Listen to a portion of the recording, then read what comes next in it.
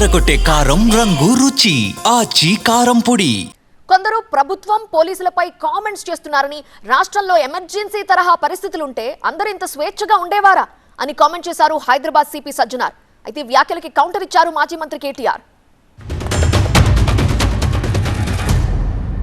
పోలీసులపైన, యంత్రాంగపైన, ప్రభుత్వంపైన చాలా అంటే చాలా స్టేట్మెంట్ ఇస్తున్నారు. ఏదో నిరంకుశ ప్రభుత్వము, లేదంటే ఎమర్జెన్సీ వస్తుంది, ఎమర్జెన్సీ ఉంటే మీరందరూ ఉండేవాళ్ళ, ఈరోజు మీ అందరితో మాట్లాడేవాడా? మీ అందరూ కూడా లోపల ఉండేవాళ్ళు.